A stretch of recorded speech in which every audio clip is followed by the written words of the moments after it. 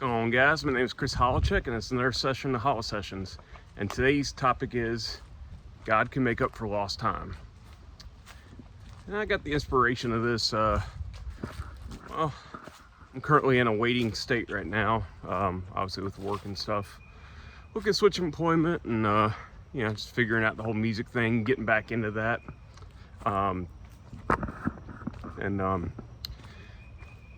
Yeah, I'm just thinking back to some of the times in the past where, despite not thinking things were moving forward, or where I had to catch up with everybody and stuff, or whatnot. Something I was thinking about was, back when I was single. I spent many years being single. It seemed like I could never hold on to a relationship. Had situationships happen and stuff, but it comes like full, long-term relationships. I never really had too many of them, and I noticed a shift kind of happened in I'd say college, like middle school and high school. I was getting girls left and right. I never had to worry about approaching any of them. They'd always come to me, or their friend would, and their friend would pretty much say that girl was interested in me, and I'd shoot my shot and get a date and date the girls. Well, let's say college, I felt the dynamics changed a little bit, and to where I couldn't just rely on having a girl have her friend come up and tell me she liked me. I actually had to go up and be more direct, which something I've naturally struggled with. I'm usually shy and introverted, so that's a big hurdle for me, to be direct like that and up front. And just say through time, I struggled a long time to get used to that. This new way to dating in adulthood. I spent many years being single. Again, I pick up girls, and I'd date briefly, maybe for a couple months if I was lucky, but eventually the girl would just get bored, or just wasn't feeling it, or whatever reason. And I look at those now as blessings in disguise, because you don't want to be with the wrong girl. It's better for it to end early than to be very invested in her, like marriage and kids, and then just find out she's the wrong girl. So in that way, I am thankful I didn't get sucked into anything yet. But and just recently, after one of my biggest heartbreaks, in 2024, a couple months later, I ended up meeting the girl who's now my girlfriend. And we didn't start becoming official immediately. I vetted her for a year. She lived in a different country, and I wanted to make sure she wasn't scamming me. She wasn't didn't have any ulterior motives and stuff. And after getting to know her for a while and seeing the effort she put in, and also the effort I put in, and wasn't I wasn't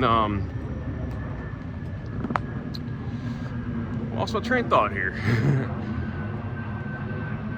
Make sure she wasn't scamming me and ulterior motives. She was putting effort in. I could put the effort in, and she wasn't gonna get turned off by that. I feel like that was something that a lot of girls in the past, I'd start putting in effort, and they'd be like, whoa, it's freaked them out or something. But I realized those girls were just not that interested in me. And this girl has shown that she's been more than interested in me, and that's why I felt comfortable, asking her to be my girlfriend. That was another huge step too. I hadn't really had that talk with the girl in a while, to where I officially made her my girlfriend, verbally asked her, and she said yes. A lot of the girls I dated in the past, it's just, oh, we're seeing each other one-on-one, so must be dating. That's something I've learned through trial and error, is, you gotta be upfront with the intentions, even if that means the girl's gonna run away, or guy, for girls listening, or whoever you like. They run away and you show your intentions, and you didn't hold anything back. You gave it all you got, and yeah, you should look at that and smile and be proud you did that, and not be so focused on, you know, they didn't want you, you weren't good enough for them, because that's not the case. You know, you're good enough for you, and yeah, if somebody doesn't like you for being you, then it's better to get that out of the way early than to spend, you know, a bunch of pain and heartache on you know, wasting your time, you know, just trying to fit in with them. But anyways, yeah, having the girl I'm with now, like, something I've worried about, I guess getting older, being my mid-30s, worrying that I was behind. You know, my friends are getting married, having kids, and yeah, I felt like my options were very limited getting to the age I'm at now. Like, most of the girls my age or around my age are kind of getting to that point where their window of opportunity to have kids is, you know, shrinking, and then also a lot of the girls my age have already been snatched up and married with kids. So, you know, my options are pretty limited. You know, I pretty much could only date like single moms, or, you know, I could try to date a girl significantly younger than me, but, you know, just say here in the US it doesn't always work as well. There's too much of an age gap. Just, yeah, the whole dynamics of dating here are different. And that's why the girl I'm with now, she is quite a bit younger than me. Not crazy younger, but young enough to where, you know, we date for a few years, and hypothetically, you know, if we ever got married and had kids, she'd be well within childbearing age, and, you know, I can be a 40-year-old and, you know, still be a dad. You know, there's no time lost on that. I don't have to settle for I don't know, somebody who maybe isn't meant for me just for the sake of being with somebody. Yeah, thankfully don't have to do that. And this is one of those examples, you know, God knows what you want, but he's not going to give it to you until you're ready. And again, and when he feels like you're ready, and he wants to give that to you, he'll make up all the lost time you have, any worries you have about being behind. He'll make up for all that. And that's something I like to remind myself in these moments where I'm in a waiting season, waiting for, yeah, a new job. I'm not just sitting waiting for it to magically pop up in my lap, but I'm taking the steps to get, you know, applications sent in, interviews and stuff. And honestly, in this stage of my career, the amount of experience I have, I'm actually having a lot of recruiters reach out to me. But let's just say a lot of them haven't fallen through, and that's okay. I'm going through them. I do potentially have maybe something lined up in the fall, but, you know, there's no written agreement on that. So, yeah, I'm just gonna keep doing what I can every waking moment, and let it go when there's nothing else I can do.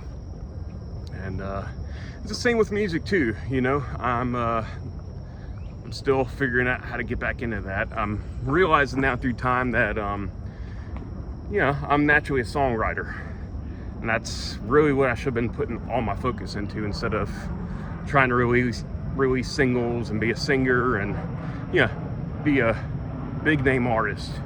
I feel like I spent way too much of my career doing that, and when my strength has always been songwriting. So that's literally something, even the people who've maybe turned me down for opportunities, one thing they've always complimented me on is my songwriting. So and that's the one biggest feedback I've gotten from people in Nashville. The songwriting's on point. Just, yeah, when it comes to, like, if you want like a publishing deal and stuff, though, you still gotta get out there, you gotta do write-arounds and co-write like crazy, write, and yeah, if you get a publishing deal, it may not be what you wanted pay-wise, but I've heard some stories from some songwriters who've made it, and they it just sounds like I'd have to live way below my means to do that. So it doesn't sound as appealing to have a publishing deal, but you never know. I'm not gonna keep anything or shut anything down completely. But that's something I'm starting to look into and finally getting back into. After being gone for so long, so I'm figuring all that out and slowly getting back in the saddle. I've not been saying that many videos now, but I really am now. And I just want to make sure I'm at the point where I can write for the sake of writing, because it's fun, it fills my soul, instead of trying to write a hit.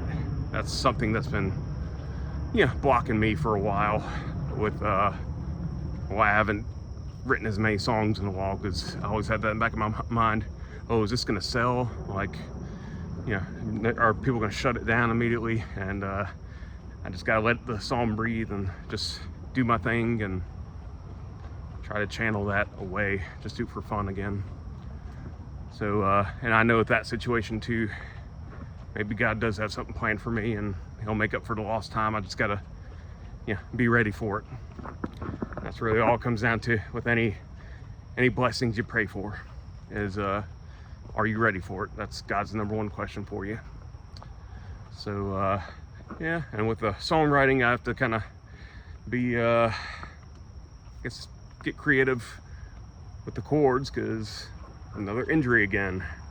I got diagnosed with carpal tunnel. I don't know how it happened, but got injured again. So I still can play guitar, just maybe definitely not any 4-hour gigs or anything. That would hurt. But I can still write songs and stuff. But maybe that's a sign of why I'm getting that, is to not go so hard, but just use a skill when I need to. Short little burst. But yes, so if y'all can say some prayers for me to heal, greatly appreciate it. Don't like getting injured, but that's just something I'm learning. Being in my mid-30s now, the ligaments and tendons don't behave as well with heavy lifting and extreme exercise as they did when I was 18. I know I'm not an old man. Anybody 50 and older listening is probably you're going, really? But I'm not an old man, but I'm not young either, so I'm at the just right age. But anyways, I hope you enjoyed this. I hope this was something that you need to hear if you're going through the same struggle. And if you did like it and found any value, please do like and comment on the video and tell me your thoughts, and subscribe if you haven't already. Helps me get the message out to more people. Anyways, it's another session of Holla Sessions. My name is Chris Holacek, and Holla is hollowing out.